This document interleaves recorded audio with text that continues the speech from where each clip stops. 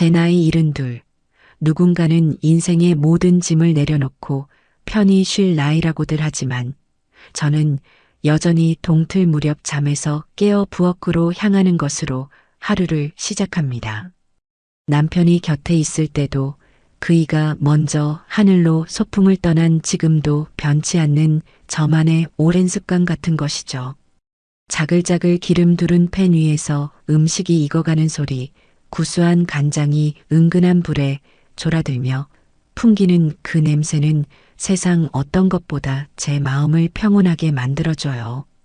제게 부엌은 단순히 밥을 짓는 공간이 아니라 제 인생의 희로애락이 고스란히 담긴 성전과도 같은 곳입니다. 하나뿐인 아들 정식이가 어릴 적 감기에 걸려 끙끙 앓던 날이면 저는 밤새 찹쌀을 불려 닭죽을 쑤었고 시험을 망쳐 어깨가 축 처진 날에는 녀석이 가장 좋아하는 떡갈비를 만들어주곤 했습니다. 제 음식에는 그런 힘이 있다고 믿었어요. 지친 몸과 마음을 다독여주고 다시 일어설 용기를 주는 힘 말입니다. 먼저 간 남편도 입버릇처럼 말하곤 했죠. 바깥에서 아무리 힘든 일이 있어도 당신이 차려준 따뜻한 밥상 앞에 앉으면 모든 시름이 다 녹아내린다고요. 제 손맛은 그렇게 제 가족을 지키는 가장 강력한 무기이자 사랑의 표현이었습니다. 그런데 제 사랑의 방식이 시대에 뒤떨어지는 것이 되어버린 건 언제부터였을까요? 정식이가 결혼하고 며느리라는 새로운 가족이 생긴 후부터 저는 조금씩 제 자리를 잃어가는 기분이 들었습니다. 모든 것이 반짝이고 매끈한 새 것으로 채워진 아들네 집에 제 손때 묻은 음식과 살림살이들은 어울리지 않는 불청객이 되어가는 듯했죠. 몇 달 전의 일입니다. 아들 녀석이 연일 계속되는 야근에 얼굴이 반쪽이 되었다는 소식을 전해 들었어요. 입맛도 없는지 끼니도 거르기 일쑤라고요. 그 말을 듣는 순간 제 마음은 까만 숫덩이처럼 타들어가는 것 같았습니다. 당장이라도 달려가 뭐라도 입에 넣어주고 싶은 심정이었어요. 저는 다음 날 새벽같이 일어나 시장으로 향했습니다. 가장 좋은 홍두깨살을 사고 싱싱한 꽈리고추와 메추리알, 파릇파릇한 쪽파와 붉은 고추까지 한아름 사들고 집으로 돌아왔죠. 그날 저는 작정이라도 한 듯 온종일 부엌을 떠나지 않았습니다. 소고기는 결대로 쪽쪽 찢어 핏물을 빼고 갖은 양념을 넣은 간장물이 반으로 졸아들 때까지 은근한 불에서 졸여냈습니다. 윤기가 반지르르 흐르는 소고기 장조림은 보기만 해도 군침이 돌았죠. 거기에 동그랑땡이며 깻잎전, 애호박전, 5가지 색을 맞춘 오색 꼬치전까지. 허리가 끊어질 듯 아파왔지만 이걸 먹고 기운을 차릴 아들을 생각하면 조금도 힘들지 않았습니다. 완성된 음식들을 제가 수십 년간 아껴온 반찬통에 차곡차곡 담았습니다. 요즘 나오는 것처럼 디자인이 세련되진 않았지만 강화유리로 되어 튼튼하고 냄새도 잘 배지 않아 제가 무척 아끼는 살림들이었죠. 붉은 뚜껑, 파란 뚜껑, 노란 뚜껑, 색색의 뚜껑을 덮어 묵직하게 쌓아놓으니 마음까지 든든해졌습니다. 이걸 직접 가져다 주며 아들 얼굴도 보고 며느리와 이야기도 좀 나눠야겠다는 생각에 저는 서둘러 집을 나섰습니다. 딩동. 초인종을 누르자 잠시 후에 며느리 은지가 못 볼 사람이라도 본 듯한 표정으로 문을 열었습니다. 어머니, 어쩐 일이세요? 오시기 전에 연락이라도 좀 주시지. 정식이가 통 입맛이 없다고 해서 반찬 좀 만들어 왔다. 힘들게 할 것 뭐 있니? 내가 오면 되지. 저는 들고 온 꾸러미를 며느리에게 내밀었습니다. 은지는 마지못해 그것을 받아들고는 제가 신발을 벗고 안으로 들어서는 데도 길을 비켜줄 생각을 하지 않았어요. 어머니, 그냥 문 앞에서 주셔도 되는데. 집이 좀 어수선해서요. 괜찮다.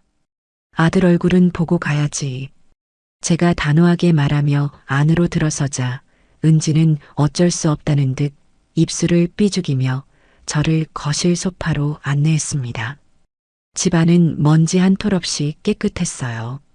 온통 하얗고 회색 비친 집은 모델하우스처럼 정갈했지만 사람 사는 온기는 조금도 느껴지지 않았습니다. 잠시 후 퇴근한 정식이가 저를 보고는 아이처럼 달려왔습니다. 엄마, 어떻게 왔어? 우와, 이거 다 엄마가 만든 거야? 냄새 장난 아니다. 그래, 너 기운 없다고 해서 좀 만들었다. 어서 저녁 차려서 밥 먹어. 역시 우리 엄마밖에 없다니까. 여보, 이것 좀 봐. 엄마가 우리 먹으라고 이렇게나 많이 해오셨어. 정식이가 신이 나서 부엌에 있는 은지에게 소리쳤습니다. 하지만 은지의 반응은 싸늘하기 그지없었어요. 어머니, 저희 집 냉장고 터지겠어요. 그리고 이런 건 배달 음식 시켜 먹으면 되는데 뭘 이렇게 힘들게 하세요. 요즘엔 맛있는 반찬 가게도 얼마나 많은데요. 찬물을 끼얹는 듯한 며느리의 말에 순간 분위기가 얼어붙었습니다. 정식이가 당황하며 은지의 눈치를 살폈죠. 여보, 무슨 말을 그렇게 해? 엄마가 우릴 생각해서 손수 만드신 건데. 내 말이 틀려요? 어머니도 이제 연세 생각하셔야죠. 괜히 이런 거 만드시느라 알아눕기라도 하시면 어쩌려고 그러세요. 다 저희 걱정해서 드리는 말씀이잖아요. 걱정을 빙자한 비아냥이었습니다. 제 정성을 시대에 뒤떨어지는 고생쯤으로 여기는 그 태도에 가슴에 불이 확 치밀어 올랐어요. 하지만 아들 앞에서 며느리와 다투는 모습을 보이고 싶지 않아 저는 억지로 웃으며 말했습니다. 괜찮다. 내가 좋아서 하는 건데 뭐가 힘드니? 너희만 맛있게 먹어주면 나는 더 바랄 게 없다. 저는 그날 밥 한술 뜨지 않고 그대로 집을 나섰습니다. 뒤따라 나온 정식이가 미안하다고 했지만 저는 아무 말도 하지 않았어요. 씁쓸한 마음을 감출 수가 없었습니다. 그리고 몇 달이 흘러 찬 바람이 옷깃을 여미게 만드는 계절이 왔습니다. 온 동네가 김장 준비로 분주해지는 시기였죠. 저 역시 올해도 백포기 김장을 계획하고 배추와 물을 주문했습니다. 산더미 같은 양념 재료를 다듬고 커다란 고무 대야를 꺼내놓고 보니 작년에 배추를 절일 때 아주 유용하게 썼던 크고 깊은 반찬통들이 생각났습니다. 아들네 보냈던 바로 그 통들이었죠.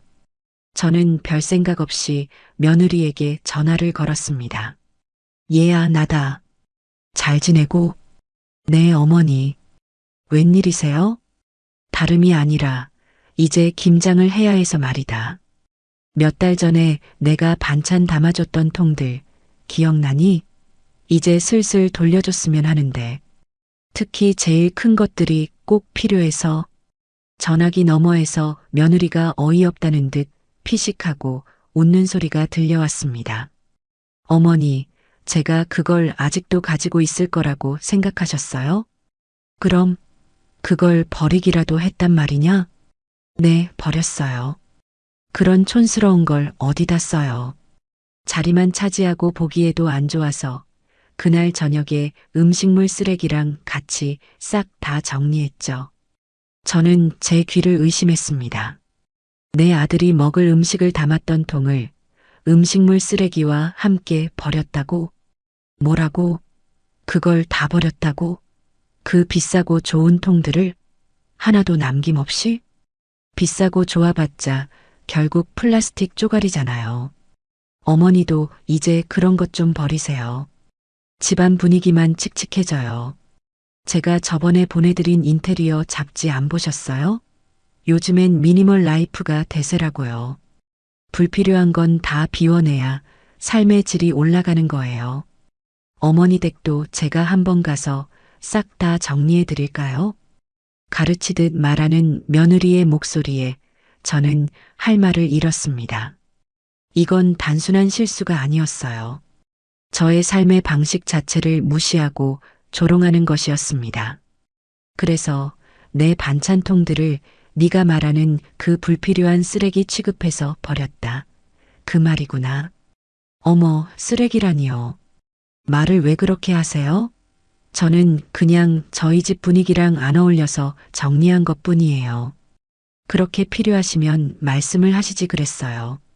제가 인터넷으로 세련된 걸로 새로 주문해 드릴 테니 그걸로 쓰세요. 요즘엔 하얗고 네모난 게 유행이에요. 동정하듯 베푸는 그 말투에 저는 더 이상 참을 수가 없었습니다. 온몸의 피가 거꾸로 솟는 기분이었죠. 내 수십 년 세월과 정성이 고작 하얗고 네모난 유행 따위와 비교당하며 버려진 겁니다. 저는 떨리는 목소리를 애써 가다듬고 차갑게 말했습니다. 됐다.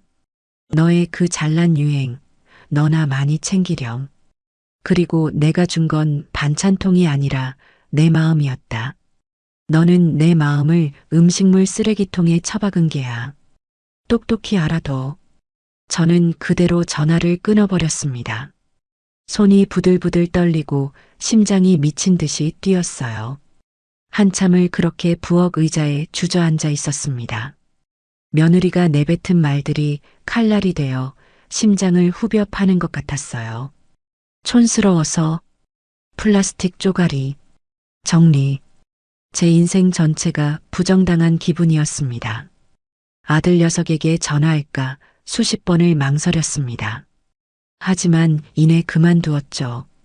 정식이는 분명 엄마 은지가 뭘 몰라서 그랬겠죠. 걔가 원래 그렇게 나쁜 애는 아니잖아. 내가 대신 사과할게라고 말하며 어설프게 상황을 무마하려 들 겁니다. 나쁜 애는 아니라니. 세상에 자기 어미의 마음을 쓰레기 취급하는 것보다 더 나쁜 게 어디 있단 말인가요? 저는 아들에게도 며느리에게도 환멸을 느꼈습니다. 그날 밤 저는 눈물 한 방울 흘리지 않았습니다. 눈물은 약한 자들이나 흘리는 것이니까요.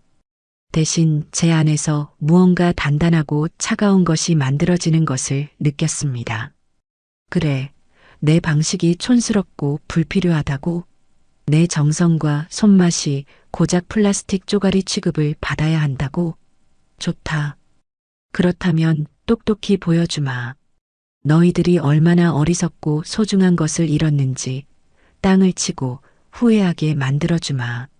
저는 버려진 반찬통이 아닌 짓밟힌 제 인생의 가치를 되찾기로 결심했습니다. 그리고 그 시작은 다시는 내 손으로 만든 따뜻한 밥 한 술 그들에게 내어주지 않는 것이 될 겁니다. 동이 터오는 창밖을 보며 저는 길고 긴 싸움의 시작을 직감했습니다.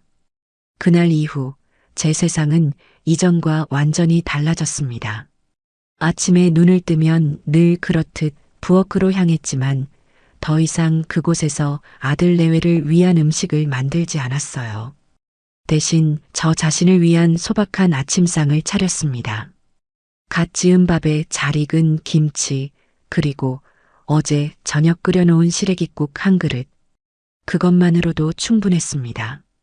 제 마음과 정성을 쓰레기 취급하는 이들을 위해 더는 단 한 방울의 시간도 한 톨의 정성도 낭비하고 싶지 않았기 때문이에요. 마음 한편이 허전하고 쓰라린 것은 사실이었지만 그보다 더 큰 오기와 결심이 제 속을 단단하게 채우고 있었습니다. 며칠이 지난 어느 맑은 가을날 오후였습니다.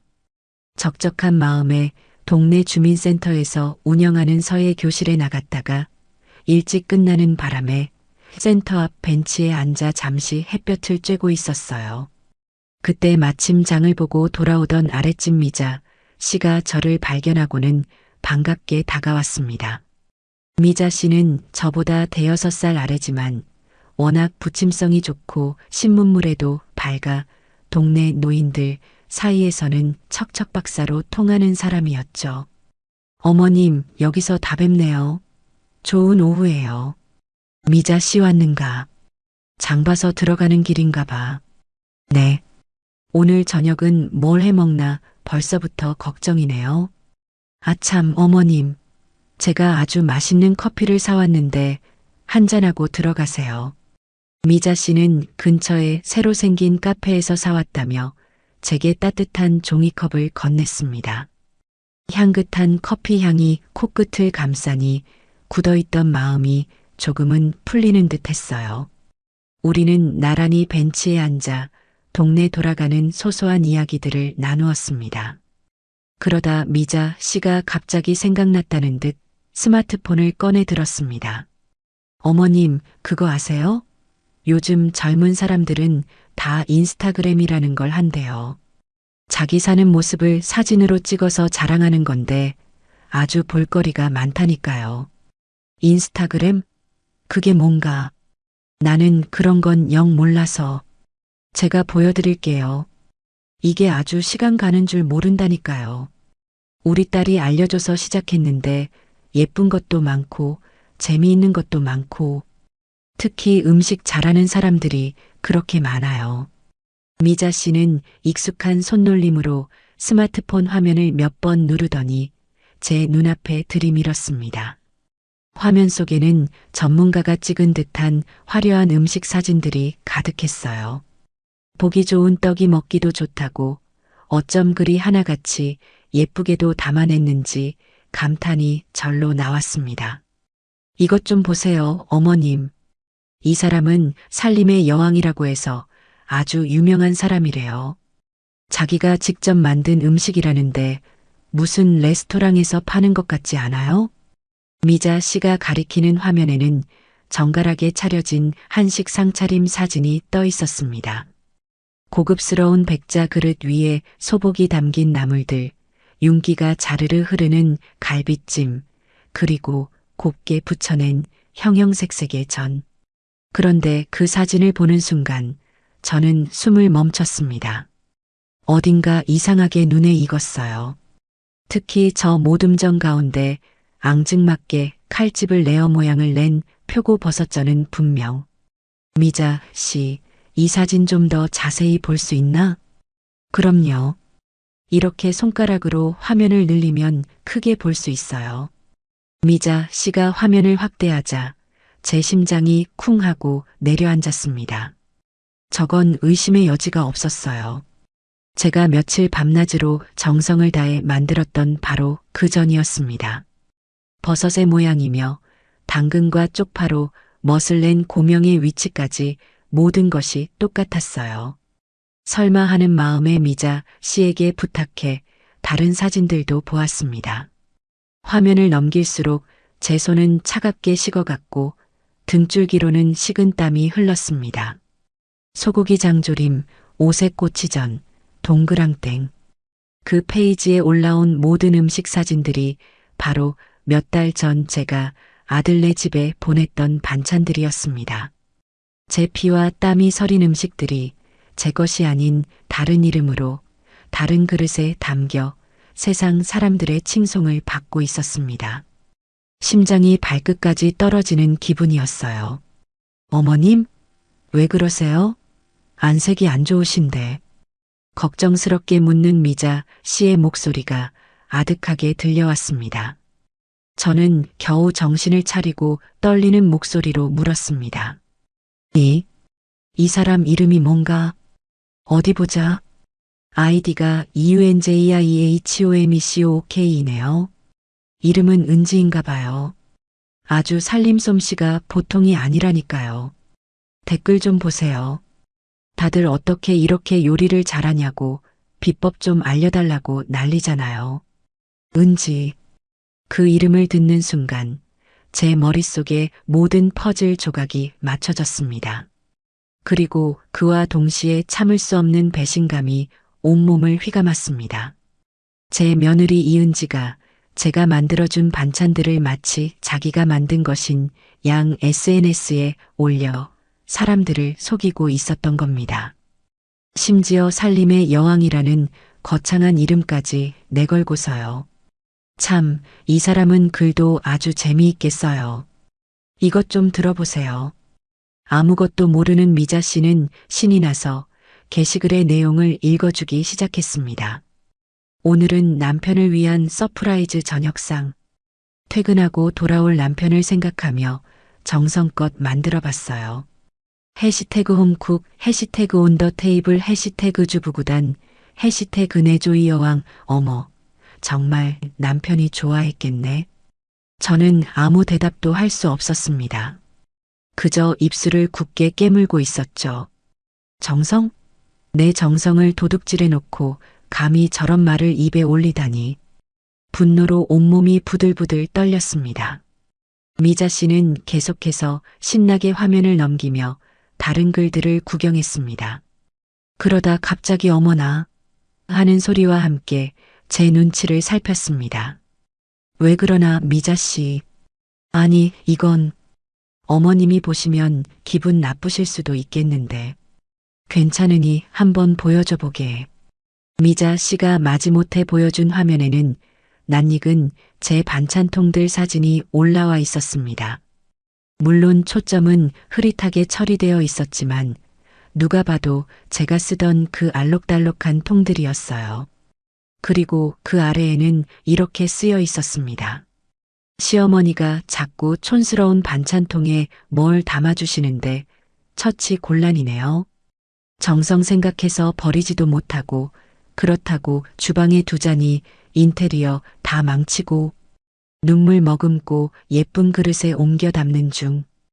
해시태그 시월드, 해시태그 스트레스, 해시태그 미니멀 라이프이죠. 그 글을 읽는 순간 세상이 무너지는 듯한 충격을 받았습니다. 제 등 뒤에서는 이런 식으로 저를 조롱하고 있었던 겁니다. 제 마음을 처치 곤란한 골칫덩이로 저를 미니멀 라이프의 적으로 취급하면서 말이에요. 앞에서는 마지못해 감사한 척 연기를 하고 뒤에서는 제 험담을 하며 자신의 인기를 위한 도구로 저를 이용하고 있었던 거죠. 피가 거꾸로 솟는다는 말이 어떤 의미인지 그때 처음으로 실감했습니다. 어머어머 세상에. 어떻게 시어머니한테.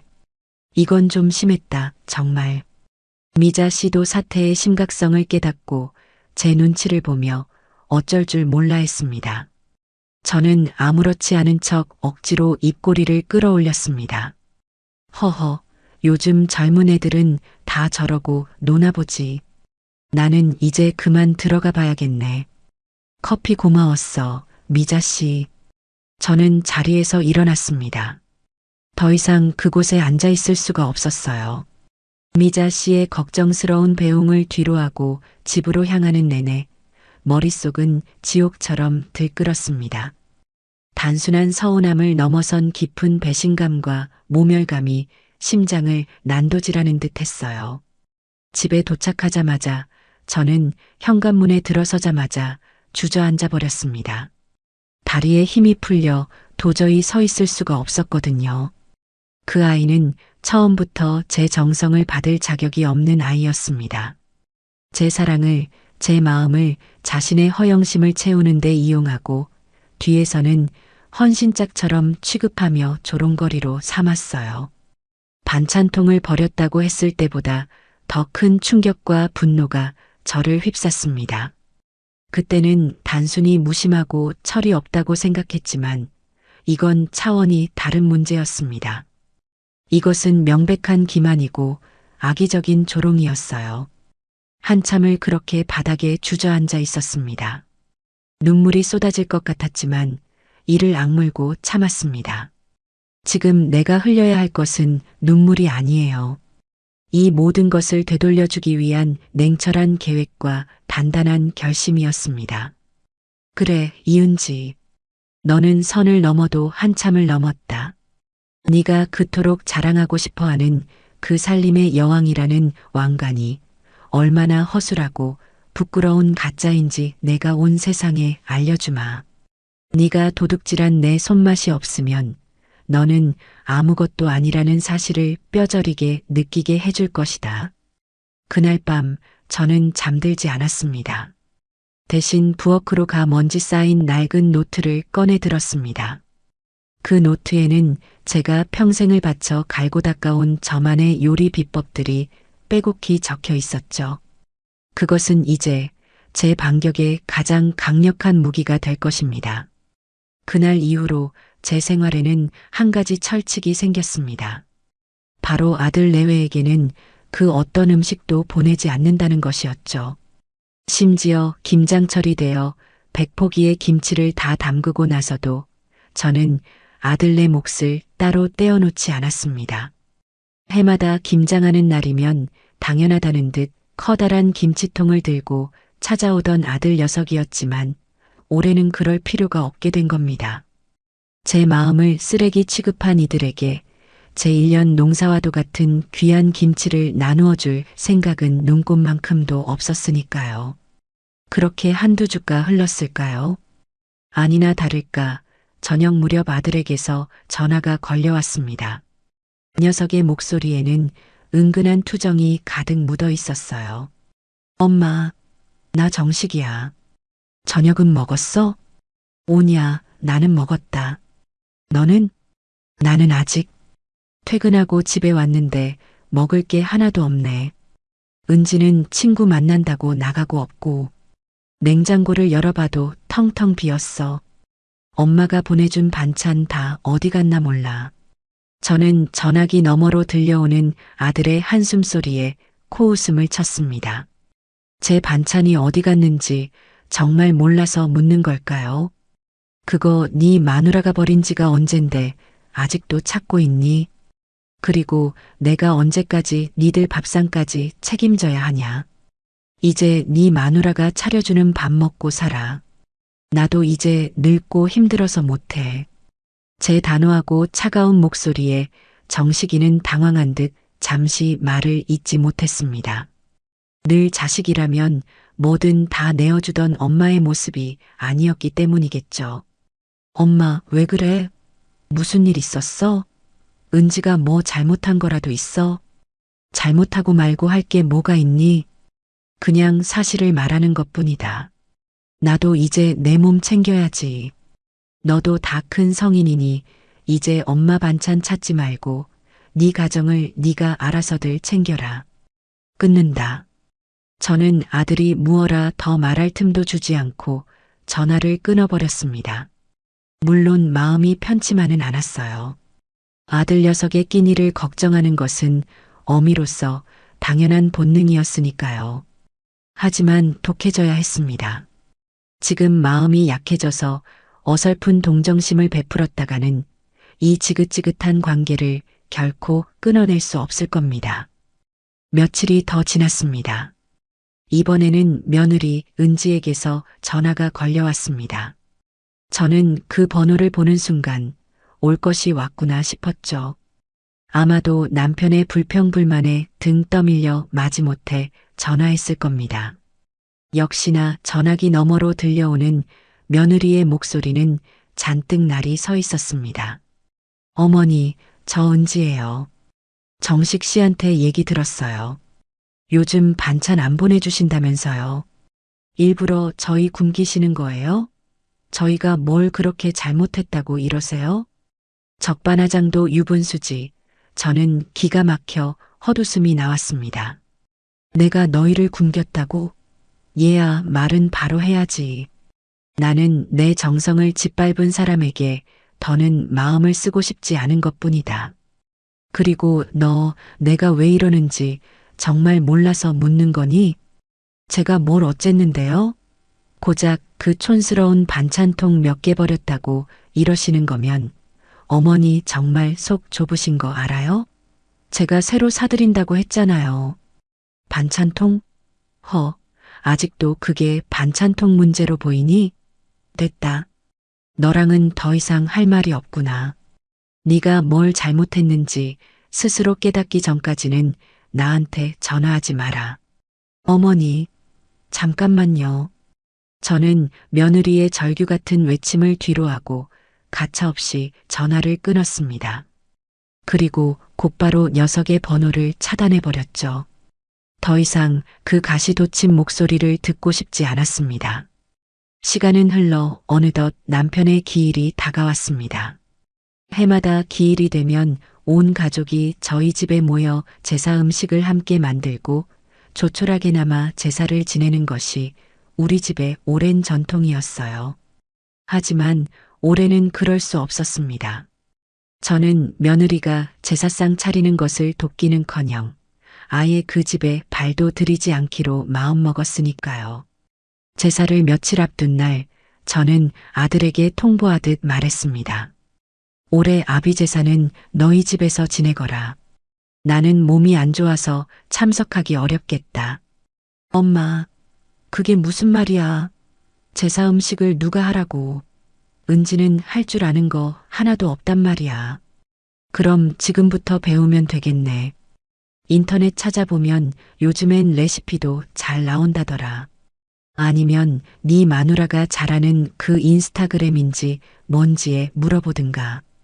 거기 살림 잘하는 사람들이 아주 많다면서? 저는 은근한 비아냥을 섞어 말했습니다. 정식이는 제 말뜻을 알아듣지 못하고 그저 발만 동동 굴렀죠. 엄마, 제발 좀 도와줘. 아버지 제사인데 엉망으로 차릴 수는 없잖아. 응? 싫다. 이건 니들이 자초한 일이다. 돌아가신 네 아비도 정성 하나 없이 모양만 그럴듯하게 차린 제사상은 받고 싶지 않으실 게다. 그러니 너희 부부가 마음을 다해서 직접 차려보거라. 그게 진짜 효도다. 저는 끝까지 단호한 태도를 유지했습니다. 아들은 결국 거의 울상이 되어 전화를 끊었고 저는 씁쓸한 마음으로 한숨을 내쉬었습니다. 돌아가신 남편께는 죄송했지만 이번만큼은 어쩔 수 없었어요. 산 사람의 도리가 바로 서야 돌아가신 분께도 떳떳할 수 있는 법이니까요. 그리고 마침내 제삿날이 되었습니다. 저는 아침부터 일부러 외출 준비를 했습니다. 혹시라도 마음이 약해져 아들네 집으로 달려갈까봐 저 자신을 묶어두는 방법이었죠. 동네 친구들과 만나 점심을 먹고 찻집에 앉아 시간을 보내면서도 마음은 온통 아들네 집에 가 있었습니다. 지금쯤이면 한창 음식 준비로 정신이 없겠지. 은지 그 아이가 과연 제대로 해낼 수 있을까? 걱정이 되지 않는다면 거짓말일 겁니다. 저녁 늦게 집에 돌아오자 부재중 전화가 수십 통이나 와 있었습니다.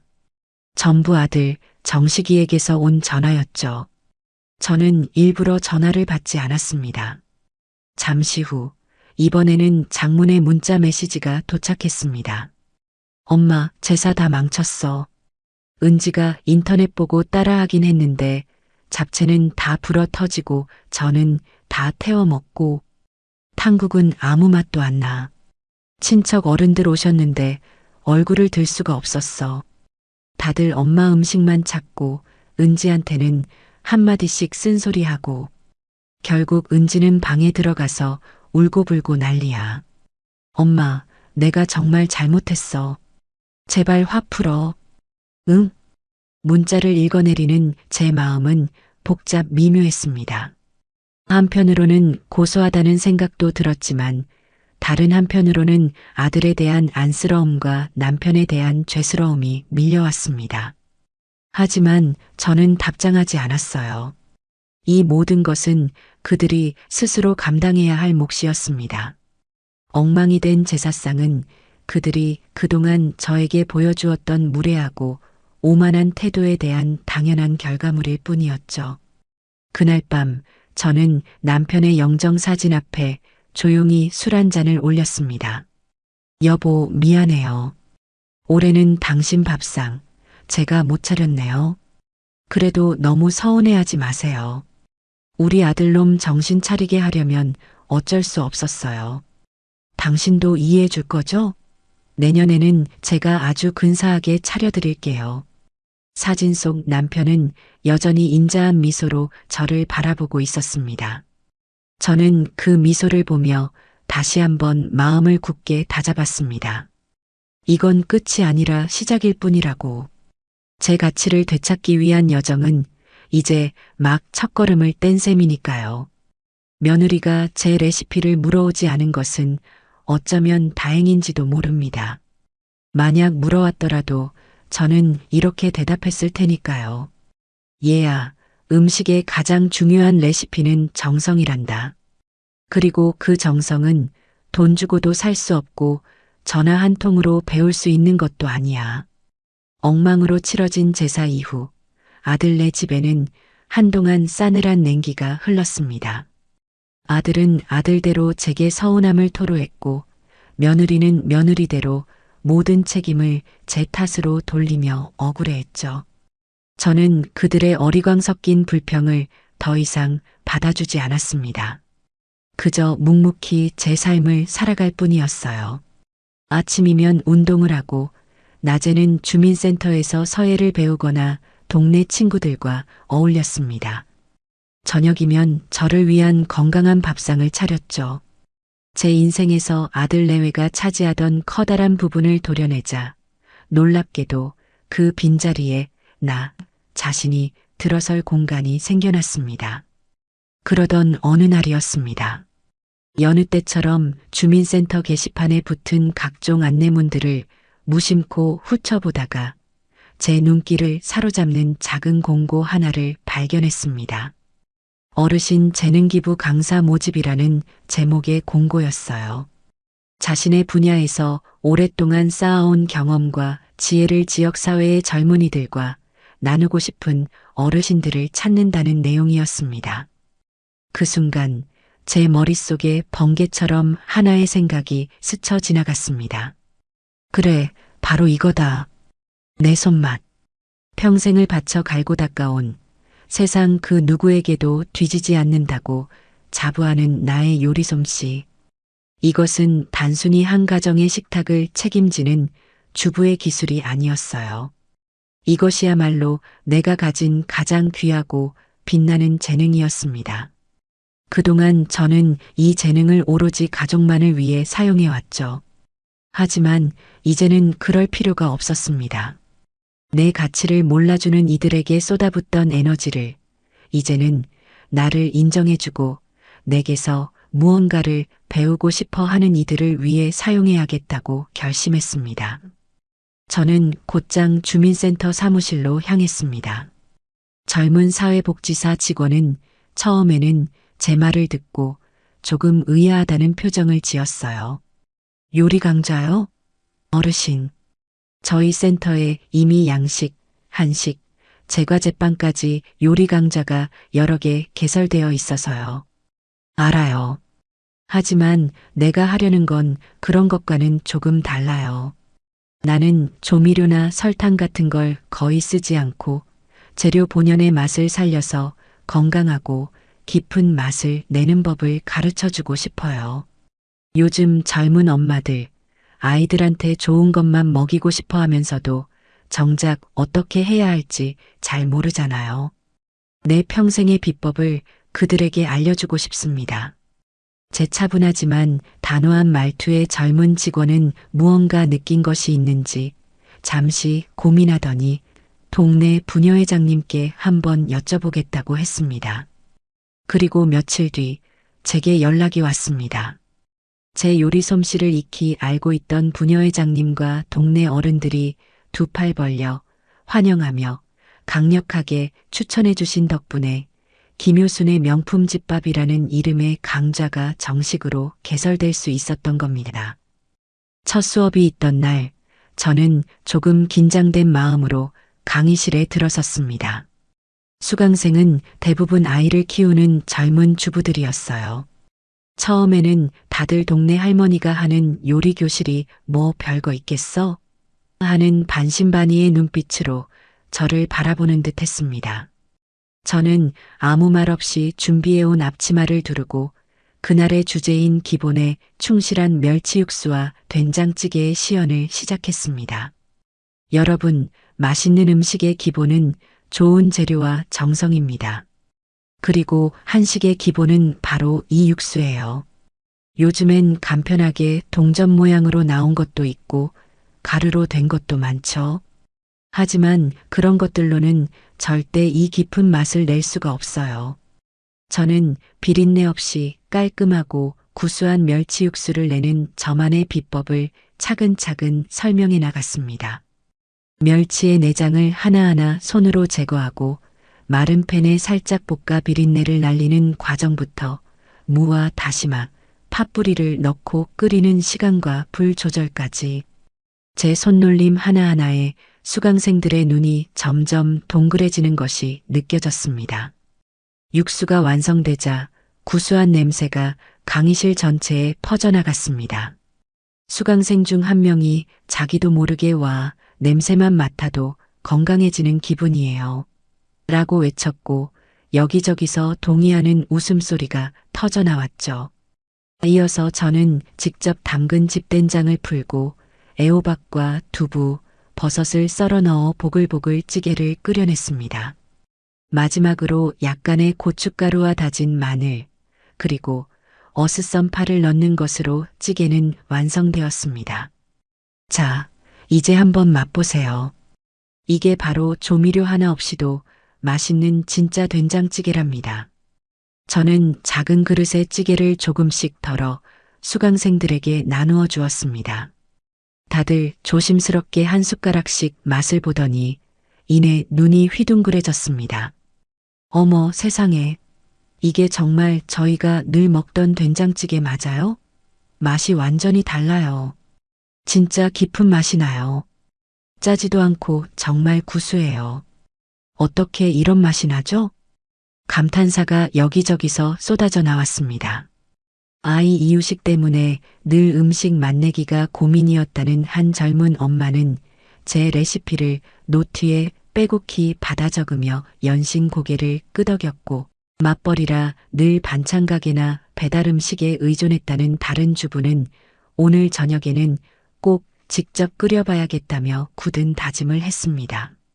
그들의 반짝이는 눈과 진심 어린 감탄을 마주하자 제 가슴속에서 무언가 뜨거운 것이 울컥 차오르는 것을 느꼈습니다.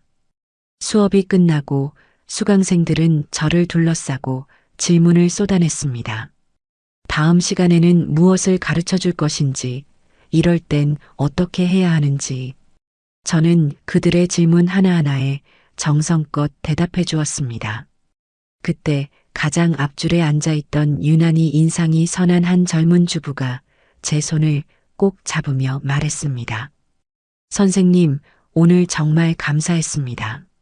저는 사실 요리하는 걸 별로 좋아하지 않았어요. 늘 억지로 해야 하는 숙제처럼 느껴졌거든요.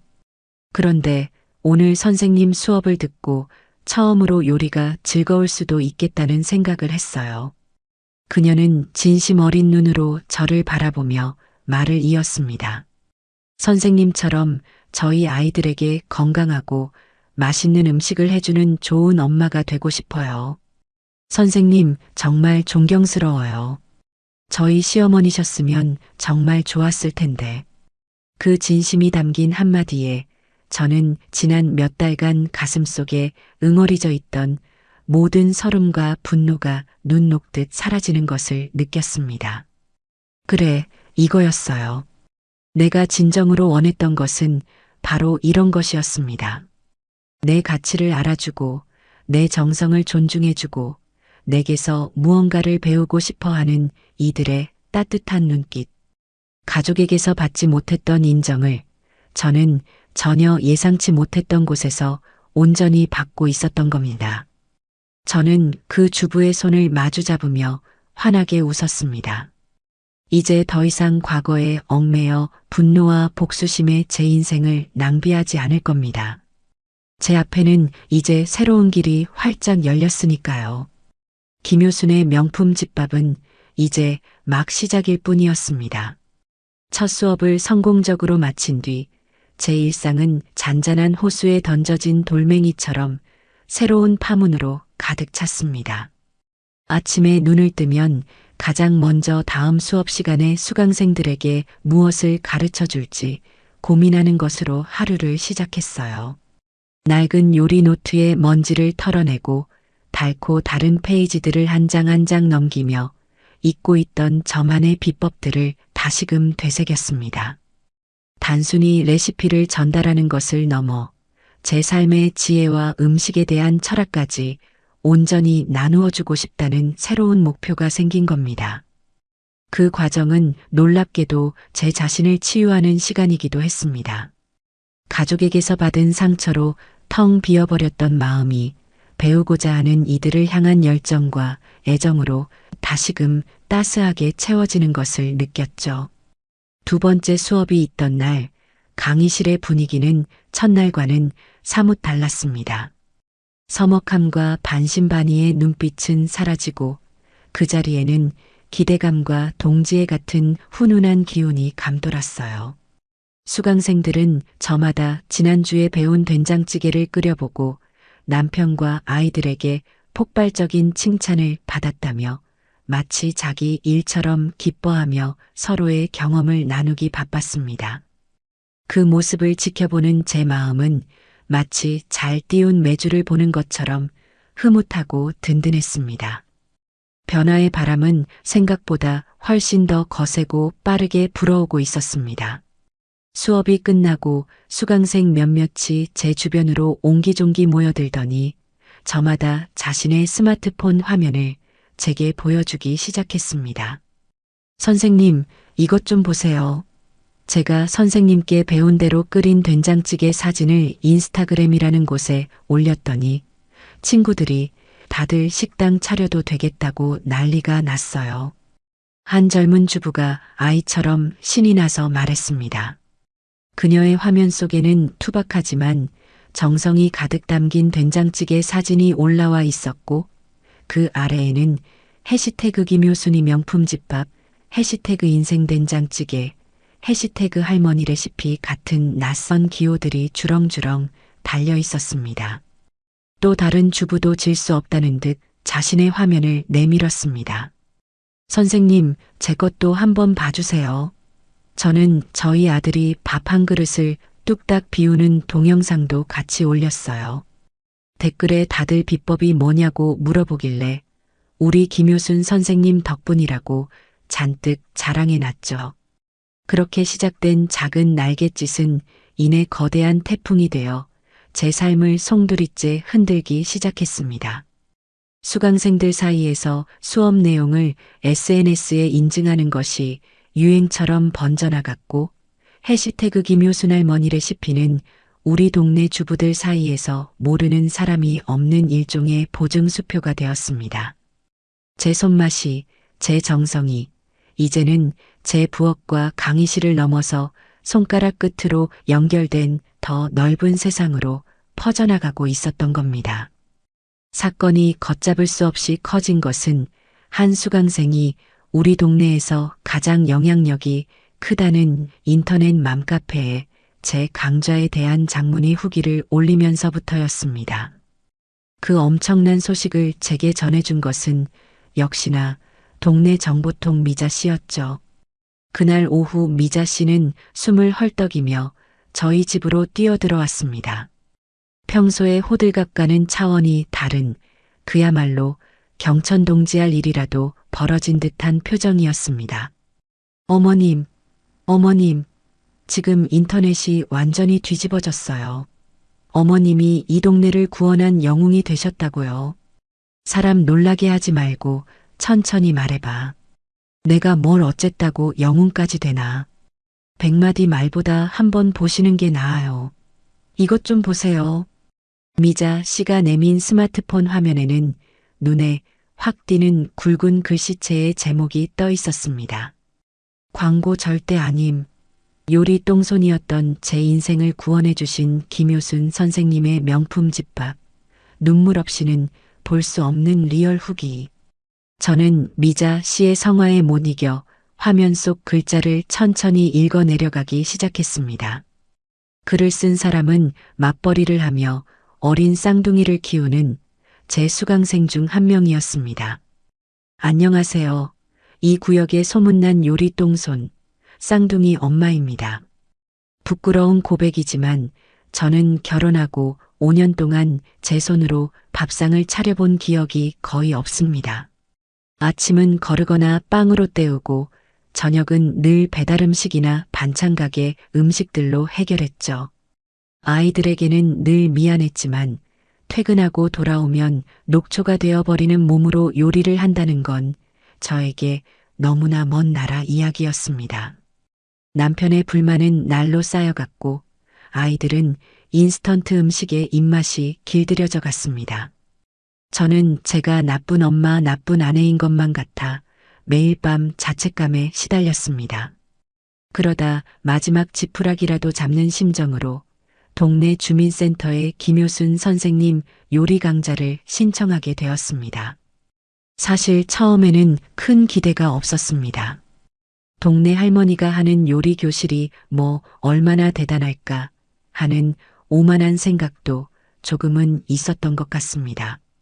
하지만 첫 수업을 듣는 순간 저는 제 생각이 얼마나 어리석고 편협했는지 깨닫고 머리를 한 대 얻어맞은 듯한 충격을 받았습니다. 선생님은 단순히 레시피를 알려주시지 않습니다. 음식에 담겨야 할 정성과 마음이 무엇인지 제철 식재료를 고르는 법부터 재료 하나하나를 소중히 다루는 법까지 요리의 근본과 철학을 가르쳐 주십니다. 선생님의 멸치 육수 한 그릇에는 세상 모든 자식들이 건강하기를 바라는 어머니의 따뜻한 마음이 담겨 있습니다. 선생님의 된장찌개 한 숟갈에는 화학 조미료에 지친 우리네 위장을 달래주는 깊고 진한 위로가 담겨 있습니다. 저는 선생님의 수업을 들으며 난생 처음으로 요리의 즐거움을 깨달았습니다. 그리고 용기를 내어 제 손으로 직접 저녁상을 차리기 시작했습니다. 놀라운 변화가 일어났습니다. 늘 말없이 밥만 먹던 남편이 여보, 요즘 음식 솜씨가 왜 이렇게 늘었어? 정말 맛있어. 라며 제 어깨를 두드려 주었고 편식하던 아이들이 제가 만든 나물을 서로 먹겠다고 다투기 시작했습니다. 텅 비었던 저희 집 식탁은 이제 웃음소리와 맛있는 음식 냄새로 가득 차게 되었습니다. 이건 단순한 음식이 아니었습니다. 김효순 선생님은 제게 무너져가던 가족의 행복을 되찾아 주신 은인입니다. 만약 이 글을 읽고 계신 분 중에 저처럼 요리가 어렵고 두렵게만 느껴지는 분이 계시다면 속는 셈 치고 김효순 선생님의 강좌를 꼭 한번 들어보세요. 단순한 요리 기술이 아닌 삶을 살아가는 따뜻한 지혜와 사랑을 배우게 되실 겁니다. 그리고 저처럼 인생이 바뀔지도 모릅니다. 글을 다 읽고 나자 제 눈가에는 저도 모르게 뜨거운 눈물이 맺혔습니다. 미자 씨는 그런 제 마음도 모르고 흥분을 감추지 못하며 글 아래에 폭발적으로 달리고 있는 댓글들을 읽어주기 시작했습니다. 어머님, 이것 좀 보세요. 댓글이 지금 500개가 넘었어요. 글 읽다가 저도 모르게 울었네요. 저도 당장 신청해야겠어요. 와, 우리 동네에 이런 숨은 고수님이 계셨다니. 당장 다음 학기 수강 신청 대기 겁니다. 요즘 애들 입맛에 맞춘답시고 맨날 설탕, 소스 범벅으로 만들었는데 이 글을 읽고 깊이 반성하게 됩니다. 진짜 어른의 손맛을 배우고 싶네요. 혹시 이 글 그 살림 여왕은지라는 사람 저격하는 글 아니에요? 그 사람은 시어머니가 해준 음식 자기가 한 척 했다던데 이 선생님이 그 시어머니이신가? 마지막 댓글에 저와 미자 씨의 눈이 동시에 커졌습니다. 사람들의 눈이 그렇게 무서운 거죠. 제 의도와는 상관없이 세상은 이미 진실을 꿰뚫어보고 저와 며느리를 비교하기 시작한 겁니다. 바로 그날 저녁이었습니다.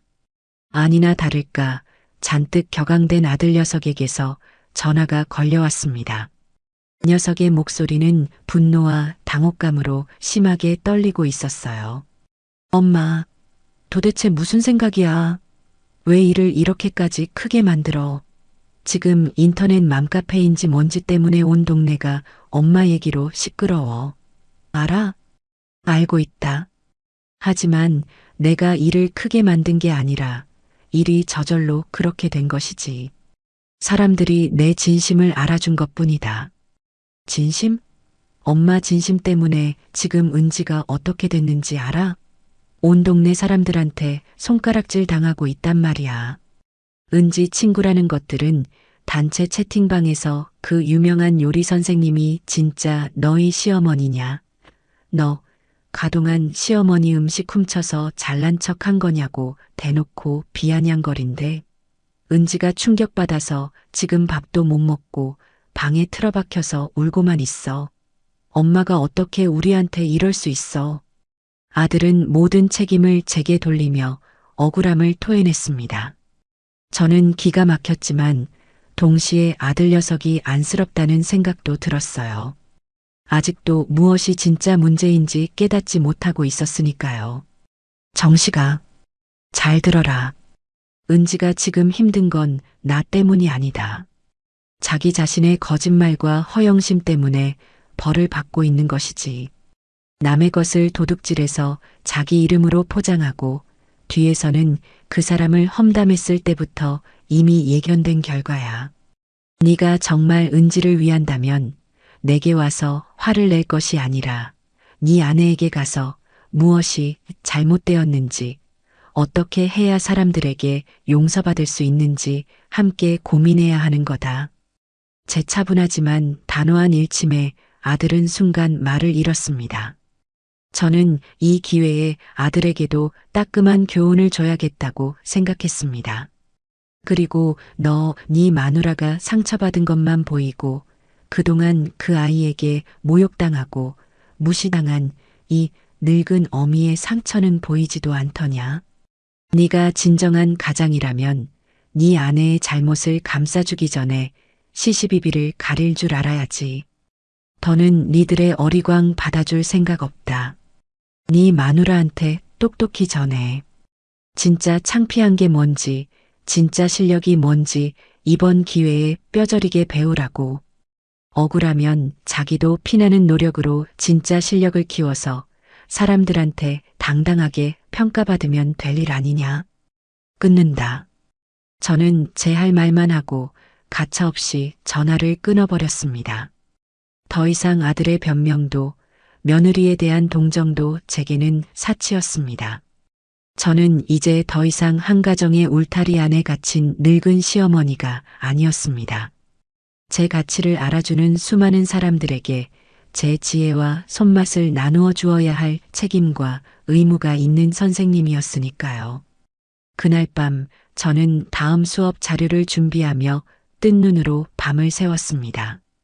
제 인생의 운전대를 이제야 비로소 제 손으로 온전히 움켜쥐었다는 사실에 가슴 벅찬 희열을 느끼면서 말이죠.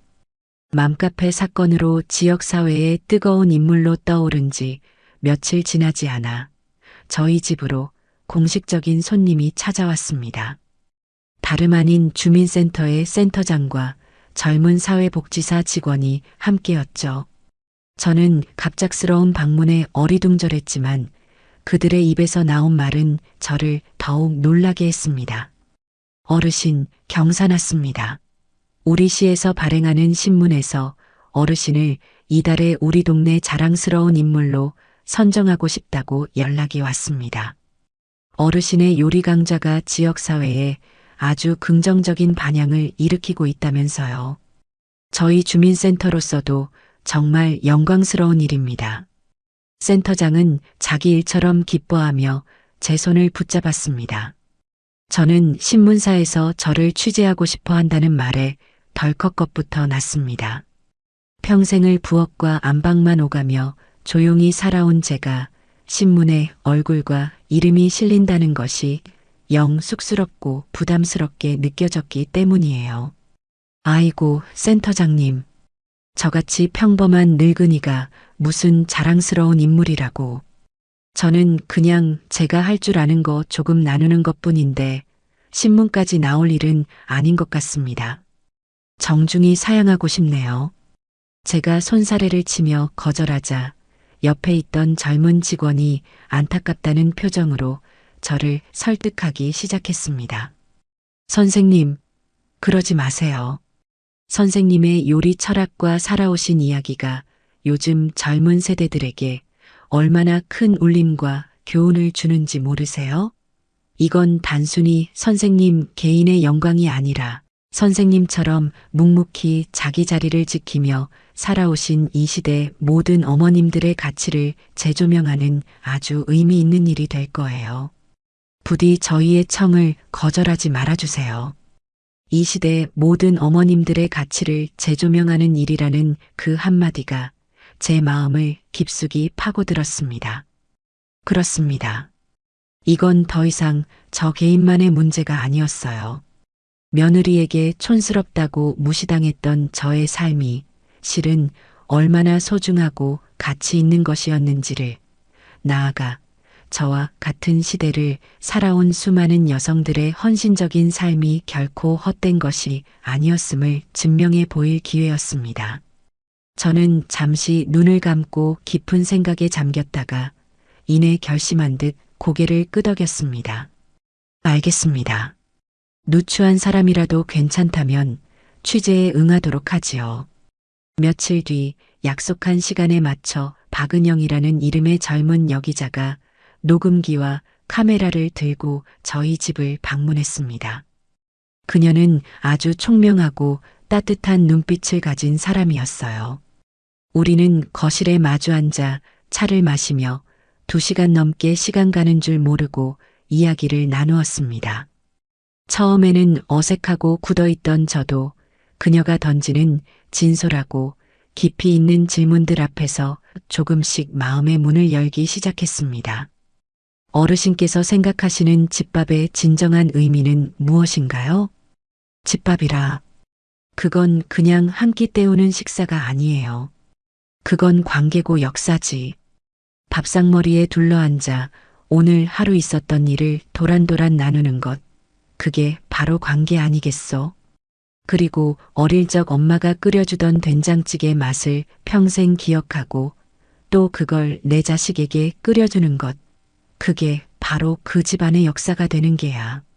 요즘 사람들은 너무 바쁘다는 핑계로 그 소중한 관계와 역사를 너무 쉽게 놓치고 사는 것 같아 안타까워. 어르신의 요리에는 특별한 철학이 담겨 있는 것 같습니다.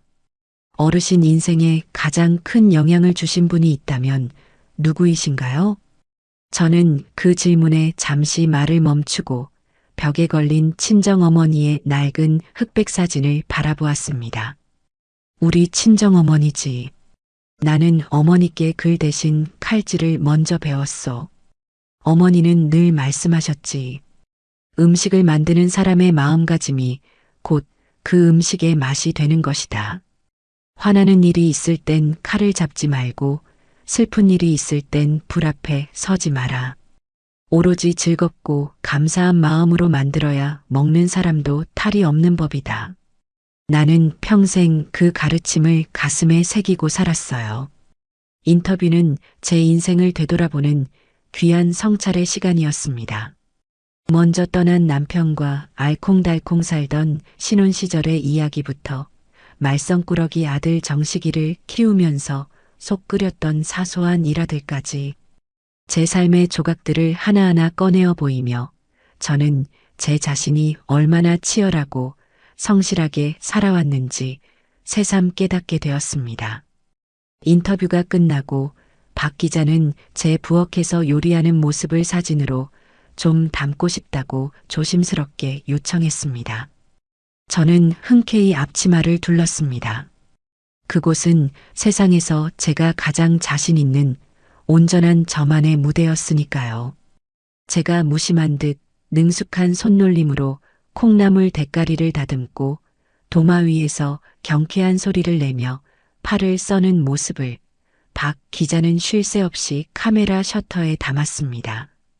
카메라 렌즈 앞에서 처음에는 어색했지만 이내 제 손에 익은 부엌 일에 완전히 몰두하자 긴장이 눈 녹듯 사라졌습니다.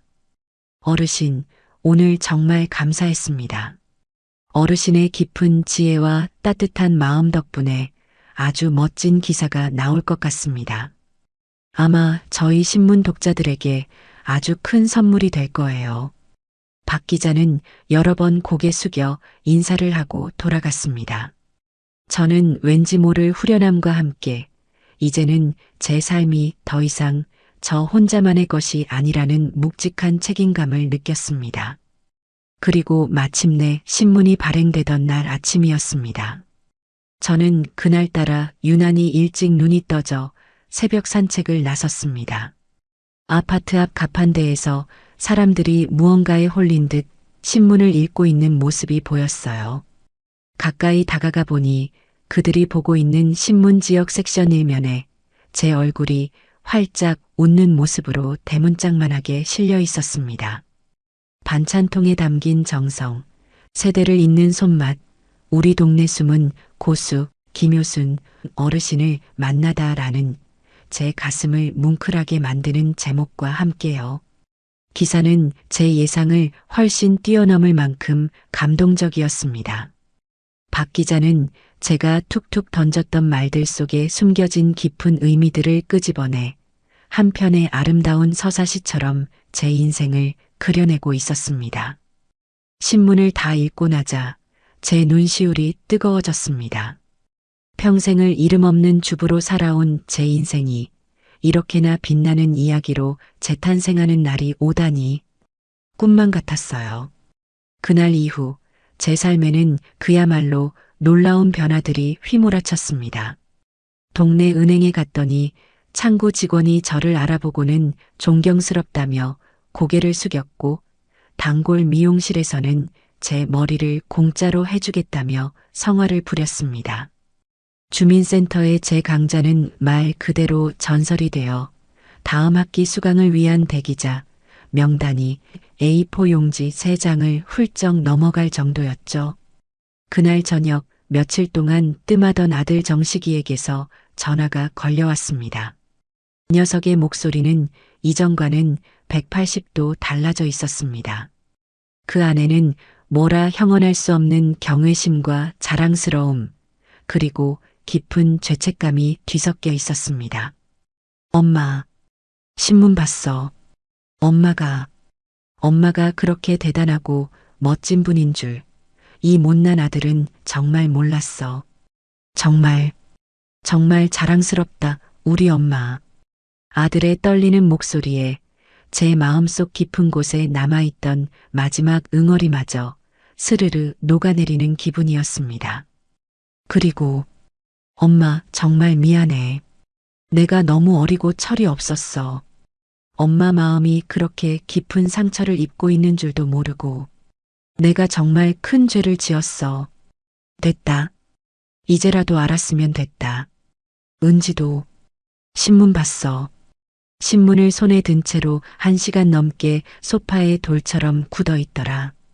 그러고는 아무 말 없이 자기 방으로 들어가서 문을 잠갔어. 저녁 내내 나오지도 않고 아마 자기도 자기 잘못이 얼마나 컸는지 자기가 뭘 놓치고 살았는지 깨닫고 있겠지. 저는 아들의 말에 그저 담담하게 대답했습니다. 사람은 누구나 자기 행동에 대한 결과를 마주해야 하는 법이다. 그건 내가 어떻게 해줄 수 있는 부분이 아니야.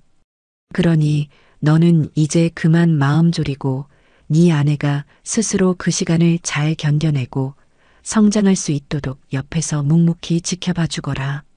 나는 이제 다음 주 수업 준비해야 해서 바쁘다. 나중에 다시 통화하자. 저는 제 감정에 휘둘리지 않고 단호하게 전화를 끊었습니다. 더 이상 아들 내외의 그늘 속에서 제 삶을 낭비할 수는 없었습니다. 제게는 이제 저를 스승으로 여기고 따라주는 수많은 사람들이 있었으니까요.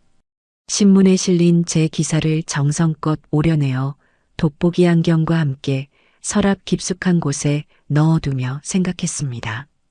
이것은 단순한 종이 한 장이 아니라고. 이것은 며느리가 쓰레기통에 처박아 버렸던 한 여성의 자존심을, 온전한 한 인간의 존엄성을 제 자신의 힘으로 다시 일으켜 세웠다는 찬란한 증거라고 말입니다. 신문 기사가 나간 뒤 한동안 아들네 집에서는 아무런 연락도 오지 않았습니다. 폭풍이 휩쓸고 간 뒤의 고요함과도 같은 침묵이었죠. 저는 그 침묵의 의미를 애써 해석하려 하지 않았습니다. 그저 제게 주어진 새로운 삶에 온전히 집중할 뿐이었어요. 제 요리 강좌는 이제 단순한 동네 강좌가 아니었습니다. 시청에서 운영하는 여성회관에서도 특강 요청이 들어왔고, 지역 방송국에서는 아예 저를 주인공으로 한 요리 프로그램을 만들고 싶다는 제안까지 해왔습니다. 제 인생의 후반전이 이렇게나 화려하게 펼쳐질 줄은 꿈에도 상상하지 못했던 일들이었죠. 저는 그 모든 제안들을 신중하게 검토하며 저의 진심을 가장 잘 전달할 수 있는 길을 택했습니다. 돈이나 명예를 쫓기보다는 한 사람에게라도 더 따뜻한 집밥의 가치를 전하는 것이 제게는 더 중요했으니까요. 제 이름 앞에는 어느새 국민 시어머니, 집밥의 대가 같은 영광스러운 수식어들이 따라붙기 시작했습니다. 반면에 며느리 은지의 세상은 완전히 거꾸로 무너져 내리고 있었습니다. 살림여왕 은지라는 이름으로 운영되던 그녀의 SNS 계정은 사람들의 비난과 조롱을 견디지 못하고 결국 폐쇄되었습니다. 그녀가 그토록 자랑스러워하던 허상의 세계가 한순간에 신기루처럼 사라져버린 겁니다. 그녀는 이제 시어머니 등쳐먹은 파렴치한 며느리라는 씻을 수 없는 주홍 글씨를 달고 세상의 웃음거리로 전락해버렸습니다. 궁지에 몰린 쥐가 고양이를 문다고 했던가요? 모든 것을 잃고 벼랑 끝에 내몰린 며느리는 자신의 잘못을 인정하고 반성하는 대신 아주 어리석고 위험한 마지막 도박을 감행했습니다. 아마도 그것만이 자신이 살 수 있는 유일한 길이라고 믿었던 모양입니다. 어느 날 비공개로 전환했던 자신의 SNS 계정을 다시 공개로 돌리고는 그곳에 폭탄 선언과도 같은 장문의 공지를 올렸습니다. 그 소식 또한 미자 씨의 제보를 통해 실시간으로 접하게 되었죠. 안녕하세요, 여러분. 오랜만에 인사드립니다. 그동안 저에 대한 많은 오해와 근거 없는 비난들이 있었지만 더 이상 침묵하지 않겠습니다. 저는 저만의 길을 가겠습니다. 낡고 진부한 방식만을 고집하는 구시대적인 요리가 아닌 젊고 세련된 감각으로 재해석한 창의적인 요리가 얼마나 멋진 것인지 제가 직접 실력으로 증명해 보이겠습니다. 곧 저의 모든 것을 보여드릴 은지의 신식 요리 교실 라이브 방송으로 여러분을 찾아뵙겠습니다. 진짜 실력과 가짜 쇼가 어떻게 다른지 제 방송을 통해 직접 확인하세요. 그 공지를 읽는 순간 저는 실소를 금할 수 없었습니다.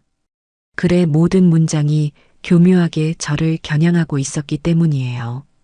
저를 낡고 진부한 방식을 고집하는 구시대적인 요리를 하는 사람으로 자신은 젊고 세련된 감각을 가진 창의적인 요리사로 포장하려는 그 얄팍한 속셈이 너무나도 빤히 보였습니다. 기초도 없는 아이가 퓨전이라니. 걷지도 못하는 아기가 마라톤에 출전하겠다고 나서는 격이었죠. 이 소식은 동네 맘카페에도 순식간에 퍼져나갔습니다. 하지만 사람들의 반응은 은지가 기대했던 것과는 완전히 달랐습니다. 어머, 이 사람 아직도 정신 못 차렸네. 저기서 말하는 구시대적인 요리가 김효순 선생님 요리 말하는 건가? 정말 끝까지 무례하다. 진짜 실력? 자기 실력이 불지르는 거라는 건 온 동네가 다 알 텐데? 라이브 방송이라니 기대된다. 이번에는 또 어떤 대참사가 벌어질지 꼭 본방사수해야지. 여론은 이미 제게로 완전히 기울어 있었습니다. 은지는 이미 시작도 하기 전에 싸움에서 지고 있었던 겁니다. 하지만 오만함으로 눈이 먼 그녀는 그 사실을 깨닫지 못했죠. 그리고 마침내 결전의 날이 밝았습니다. 은지의 신식 요리 교실 첫 라이브 방송이 시작되는 날이었죠. 미자 씨는 아예 저녁 약속도 취소하고 저희 집으로 찾아와 제 옆에 자리를 잡고 앉았습니다. 우리는 마치 월드컵 결승전이라도 보는 것처럼 잠옷 비장한 표정으로 미자 씨의 스마트폰 화면을 함께 들여다보았습니다. 방송이 시작되자 화면에는 예전보다 훨씬 더 화려하게 꾸민 모습의 은지가 등장했습니다. 값비싸 보이는 명품 브랜드의 앞치마를 두르고 전문가용 방송 카메라 앞에서 애써 밝고 자신감 넘치는 미소를 지어 보였죠. 안녕하세요, 여러분. 드디어 여러분을 다시 만나게 되었네요. 셰프 은지입니다. 오늘 제가 여러분께 선보일 요리는 바로 평범한 떡볶이를 예술의 경지로 끌어올린 저만의 시그니처 메뉴, 로제 소스를 곁들인 해산물 퐁듀 떡볶이입니다. 저는 그 해괴한 음식 이름을 듣는 순간 오늘 방송의 결말을 미리 짐작할 수 있었습니다. 아니나 다를까 요리가 시작되자마자 그녀의 어설픈 실력과 미천은 여지없이 드러나기 시작했습니다. 해산물 손질법도 제대로 몰라 새우의 내장을 제거하지도 않은 채 끓는 물에 던져 넣는가 하면 로제 소스를 만든다면서 시판용 토마토 소스와 생크림을 그저 생각 없애한데 섞어 끓이기만 했습니다. 그건 요리가 아니라 소꿉장난에 가까웠죠. 채팅창은 처음에는 그녀의 몇 안 남은 팬들이 남기는 응원의 메시지로 채워지는 듯 했지만 시간이 지날수록 비난과 조롱의 목소리가 점점 더 커져갔습니다. 저게 로제 소스라고요? 그냥 고추장 푼 크림 수프 같은데. 칼질이 너무 불안해서 제가 다 조마조마하네요. 손가락 안 베이게 조심하세요. 결국 오늘도 시판 소스 쓰는구나. 진짜 실력을 보여준다면서요? 솔직히 말해서 예전에 올렸던 그 정갈한 한식 사진들이랑 너무 비교되네요. 그때 그 음식들 진짜 본인이 만드신 거 맞아요? 양심적으로 대답 좀 해주세요. 결정적인 질문이었습니다. 수많은 시청자들이 보는 앞에서 공개적으로 전곡을 찔리자 은지는 완전히 이성을 잃고 말았습니다. 그녀의 얼굴은 새빨갛게 달아올랐고 목소리는 심하게 떨리기 시작했습니다. 지금 저를 의심하시는 거예요? 당연히 제가 만든 거죠. 저는 오늘 여러분께 차원이 다른 요리를 보여드리려고 불쇼를 준비했습니다. 보세요. 그녀는 당황한 나머지 무언가 보여줘야 한다는 강박에 사로잡힌 듯 팬에 식용유를 넉넉히 두르고 강한 불에 올렸습니다. 그리고는 냉동실에서 꽁꽁 얼어붙은 해물 완자를 꺼내 물기를 제거하지도 않은 채 그대로 뜨거운 기름에 던져 넣는 요리사로서는 절대 해서는 안 될 치명적인 실수를 저지르고 말았습니다. 차악 하는 폭발음과 함께 과열된 기름이 펄펄 끓는 물과 만나 사방으로 튀었고 팬 위로 시뻘건 불길이 화산처럼 치솟았습니다. 아, 불이야. 불. 어떡해. 은지는 공포에 질려 비명을 지르며 어쩔 줄 몰라 했고 그녀가 그토록 자랑하던 완벽한 화이트 톤의 부엌은 순식간에 매캐한 검은 연기로 가득 찼습니다. 천장에서 요란한 화재 경보음이 미친 듯이 울려 퍼지는 가운데 은지는 당황해서 허둥지둥하며 카메라를 향해 손을 내젓다가 결국 방송 송출 버튼을 꺼버렸습니다. 화면은 그렇게 갑작스럽게 한편의 블랙 코미디처럼 까맣게 변해버렸죠. 저와 미자 씨는 한동안 아무 말도 하지 못하고 멍하니 까만 화면만 바라보았습니다. 잠시 후 미자 씨가 숨도 못 쉴 듯이 배를 잡고 웃음을 터뜨리기 시작했습니다. 어머님, 보셨어요? 세상에 저게 뭐야? 퓨전 요리 교실이 아니라 소방 훈련 교실이었네. 아이고 배야. 저는 미자 씨처럼 웃음이 나오지는 않았습니다. 그저 씁쓸하고 허탈한 마음뿐이었죠. 한 인간이 자신의 거짓과 오만으로 인해 어디까지 추락할 수 있는지를 두 눈으로 똑똑히 목격한 기분이었습니다.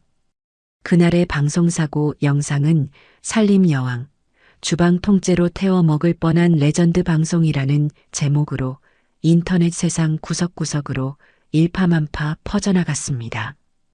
은지는 이제 회복 불가능한 조롱과 비웃음의 대상이 되어버렸죠. 그녀는 자신의 모든 것을 걸었던 마지막 도박에서 가장 처참한 방식으로 실패한 겁니다. 그 소식을 들으며 저는 조용히 창밖을 바라보았습니다. 이제 정말로 모든 것이 끝났다는 생각이 들었습니다. 제가 원했던 것은 이런 파국적인 결말이 아니었지만 어쩌면 이것이 그녀가 자신의 삶에 대해 치러야 할 당연한 대가인지도 모릅니다. 저는 더 이상 그녀를 미워하지도 원망하지도 않기로 했습니다. 그저 제자리에서 제게 주어진 새로운 삶을 묵묵히 그리고 성실히 살아갈 뿐입니다. 제 두 손으로 당당하게 되찾은 제 인생의 가치를 소중히 여기면서 말이죠. 하늘은 스스로 돕는 자를 돕는다고 했던가요? 저는 제 힘으로 굳건히 일어섰고 제 영혼에 마침내 완전한 평화를 얻었습니다. 저를 향해 으르렁거리던 이빨도 제 삶을 촌스럽다 매도하던 날 선 목소리도 더는 들려오지 않았죠. 저는 그저 제자리에서 이전과 다름없는 일상을 묵묵히 살아갈 뿐이었습니다. 아침이면 주민센터로 향해 수강생들에게 제 손맛과 지혜를 나누어 주었고, 오후에는 동네 친구들과 찻잔을 기울이거나 장을 보며 소소한 행복을 즐겼습니다. 제 인생에서 그늘 같았던 존재들이 사라지자 비로소 따스한 햇볕이 온전히 저를 비추는 기분이었습니다. 그러던 어느 늦은 밤이었습니다. 잠자리에 들려던 참에 요란하게 울리는 전화벨 소리에 깜짝 놀라 현관으로 달려갔습니다. 인터폰 화면에 비친 것은 금방이라도 쓰러질 듯 위태롭게 비틀거리는 아들 정식이의 모습이었습니다. 그 녀석은 잔뜩 술에 취해 얼굴이 시뻘겋게 달아올라 있었죠. 저는 가슴이 철렁 내려앉았지만 애써 담담한 목소리로 문을 열어주었습니다. 이 밤중에 무슨 일이냐? 술을 왜 이렇게 많이 마셨어? 아들은 대답 대신 현관에 들어서자마자 그 자리에 주저앉아 어린아이처럼 서럽게 울기 시작했습니다. 다 큰 자식의 오열하는 모습을 마주하는 어미의 마음은 갈기갈기 찢어지는 듯 했습니다. 저는 아무 말 없이 녀석의 등을 두드려주며 그 울음이 잦아들기를 기다려 주었습니다. 한참을 그렇게 어깨를 들썩이며 울던 아들은 이내 엉망이 된 얼굴로 저를 올려다보며 겨우 입을 열었습니다. 엄마, 내가 다 잘못했어. 내가 정말 나쁜 놈이야. 나는 엄마가 그렇게 힘든 시간을 보내는 동안 아무것도 몰랐어. 아니, 알면서도 모른 척했어. 은지랑 엄마 사이에서 골치 아픈 일에 엮이기 싫어서 그냥 비겁하게 도망만 쳤던 거야. 남편으로서도 아들로서도 나는 완전히 실격이야. 정식이는 자기 머리를 쥐어뜯으며 자책했습니다. 그동안 녀석의 마음속에 얼마나 무거운 돌덩이가 자리 잡고 있었는지 짐작이 가고도 남았죠. 저는 조용히 부엌으로 들어가 찬장에 넣어두었던 북어포를 꺼내 들었습니다.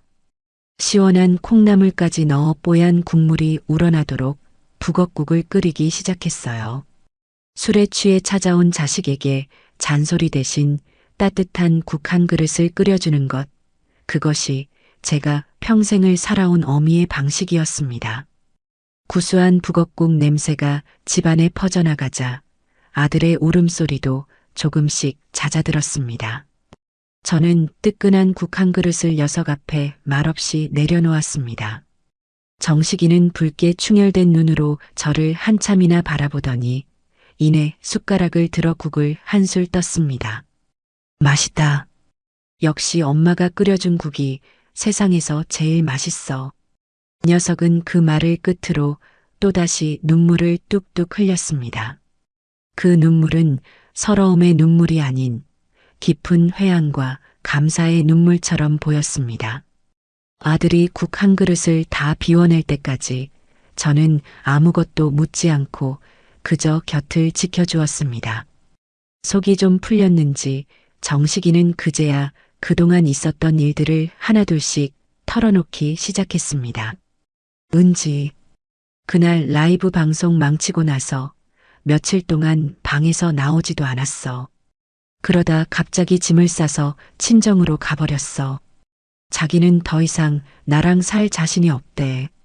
자기가 저지른 일들 때문에 사람들 얼굴을 볼 수가 없다고, 이 동네를 떠나고 싶다고 하더라. 내가 붙잡았는데도 소용없었어. 자기가 얼마나 어리석었는지, 얼마나 큰 잘못을 저질렀는지 이제야 알겠다고, 엄마한테 정말 죽을 죄를 지었다고. 그렇게 울면서 떠났어. 이혼하자는 말만 남기고. 저는 아들의 말에 놀라지 않았습니다. 어쩌면 당연한 수순이었을지도 모릅니다. 자신의 거짓된 세상이 무너져 내린 지금 그녀에게는 모든 것을 버리고 도망치는 것 외에 다른 선택지가 없었을 테니까요. 그래서 너는 어떻게 할 참이냐? 모르겠어. 나도 정말 모르겠어, 엄마. 그냥 다 내 잘못 같아. 내가 조금 더 현명하고 단호했더라면 은지가 저 지경까지 가게 내버려 두지 않았을 텐데. 엄마 마음을 그렇게 아프게 하지도 않았을 텐데. 이제 와서 모든 게 다 후회스러워. 아들은 고개를 푹 숙인 채 괴로워했습니다. 저는 그런 아들의 어깨에 조용히 손을 얹었습니다. 정식아, 지난 일을 후회하는 건 아무 소용없다. 중요한 건 앞으로 어떻게 살아갈 것인가 하는 점이지.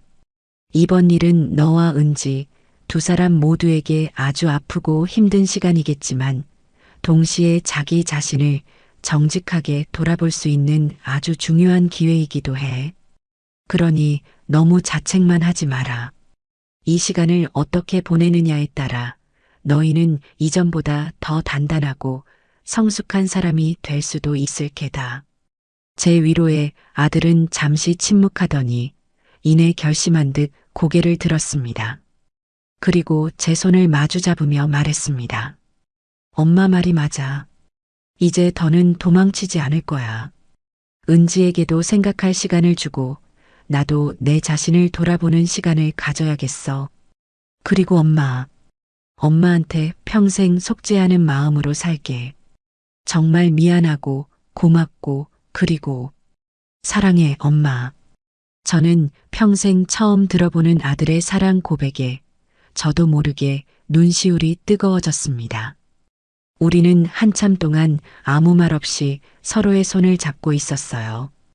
오랜 시간 가로막혀 있던 마음의 벽이 스르르 허물어지고 따뜻한 온기가 우리 사이를 가득 채우는 기분이었습니다. 아들이 어느 정도 마음을 추스르자 저는 자리에서 일어나 안방으로 향했습니다.